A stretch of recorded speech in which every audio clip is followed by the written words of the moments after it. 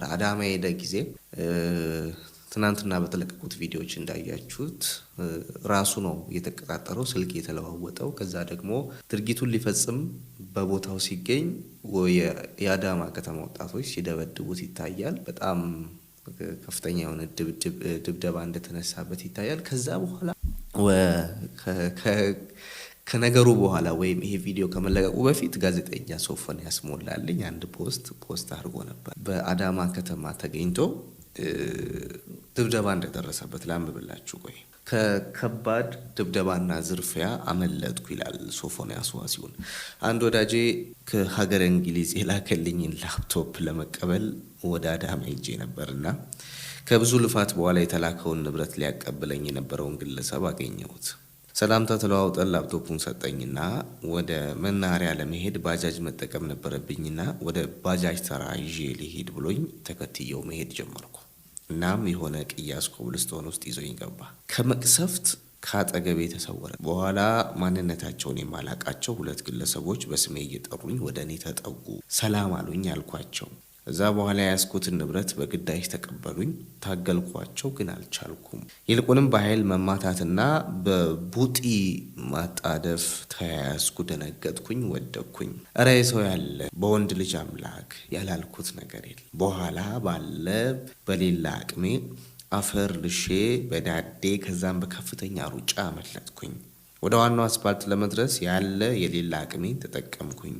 በኋላ ከአስፓልቱ ላይ እንደደረስኩኝ ባገኘሁት ሚኒባስ ታክሲ ገብቼ እግሬ አውጪኝ አልኩ። ታክሲ ውስጥ የነበሩት ሰዎች ደነገጡ፣ አረጋጉኝ። ወደ መናሪያው ከሄድኩ በኋላ አንድ ወንድሜ የአዲስ አበባ መኪና አስይዞኝ መንገድ ጀምሬያለሁ። የገረመኝ የሌቦቹ ተግባር ጉዳዩን ልክ እንደ አሜሪካ አክሽን ፊልም ቆሞ ያዩ የነበሩ በቁጥር ጥቂት የማይባሉ ሰዎች ናቸው።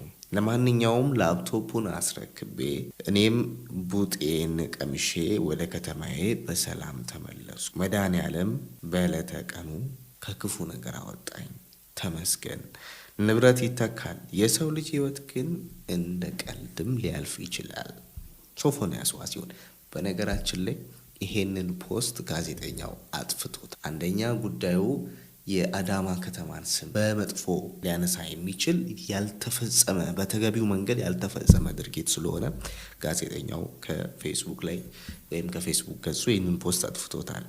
ማጥፋቱን የሚያረጋግጥ መረጃ ልንገራችሁ። ጋዜጠኛ ሶፎንያስ ስለ አዳማ ያሰራጨውን አወዛጋቢ ፖስት ሰርዟል ነው የሚለው። አዲስ አበባ ወይም አዳማ ትናንትና በአዳማ ከተማ ተዘረፍኩኝ በሚል ባሰራጨው መረጃ ከፍተኛ ውዝግብ የፈጠረው ጋዜጠኛ ሶፎንያስ አወዛጋቢውን የፌስቡክ ጽሑፍ ሰርዞታል። ምንም እንኳን ጋዜጠኛው ፖስቱን ከማህበራዊ ሚዲያ ገጹ ላይ ቢያጠፋውም ያው በዚህ ጊዜ ብዙዎቻችሁ እንደምታውቁት ብዙ ተጠቃሚዎችና መረጃ ሰጪ ገጾች ፌስቡክ ላይ የምታውቋቸውን ጨምሮ ጽሁፉን ከማጥፋቱ በፊት ቅጽበታዊ ምስል እኔም እንደዛ አድርጌያለሁ ስክሪንሾት በማድረግ ለመረጃና ለማስረጃነት አስቀምጠውታል። መረጃው ተጠብቆ በመቅረቱ በቀጣይ የሚኖሩ የህግና የአስተዳደር ክሶች ላይ ተጽዕኖ ሊያሳድር እንደሚችል ታዛቢዎች ይገልጻሉ። ፖስቱን ማጥፋቱ የውሸት መረጃ ማሰራጨቱን አምኖ የመቀበል ወይም በህብረተሰቡና በአስተዳደሩ በኩል የቀረበውን ጫና የመፍራት ምልክት ሊሆን እንደሚችል ተገምቷል።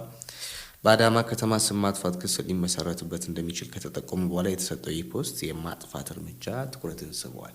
በነገራችን ላይ እንደዚህ አይነቱ ግለሰብ እጅ ከፍንጅ የተያዘ ግለሰብ ሶዶማዊ የሆነ ግለሰብ እንጃ ሀገራችን ይህንን ጉዳይ ስለማትቀበልና ስላላጸደቀች ካለበት አፍሶ ነው ወደ መወሰድ ያለበት እንጂ ክስ ምናምን የሚባሉ ነገሮች ያን ያክል ለእንደዚህ አይነቱ ነገር ተገቢ ናቸው ብዬ አላስብም።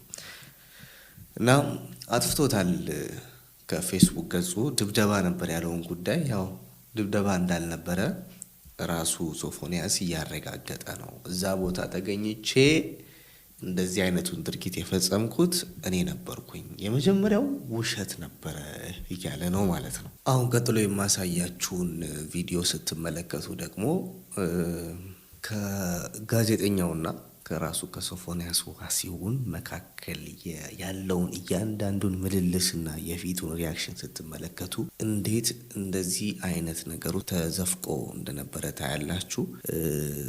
እዚህ ኢንተርቪው ላይ ከዚህ አሁን ከማሳያችሁ ሀሳብ ቀደም ብሎ እንደውም አንድ የስልክ ጥሪ ሲያሰማው እናያለን። ጋዜጠኛውን የሬዲዮ ፕሮግራም እንዳለው የቴሌቪዥን ሆስት እንደሆነና ከነዚህ ቀናቶች ከነዚህ የስራ ቀናቶቹ ውጪ ቤት እንደሚሆን የቤት እመቤት እንደሆነ ይናገራል። የቤት እመቤት እንደሆንኩ መሆኑን ሲናገር ኖርማላይዝ ለማድረግ ጥረት ሲያደርግ ታያላችሁ። ለማንኛውም ከእግረኛው ሚዲያ ጋር የነበረው ከዚህ በፊት ቆይታ ልጁ ምን ያህል በእንደዚህ አይነት ነገር ውስጥ ተዘፍቆ እንደነበረ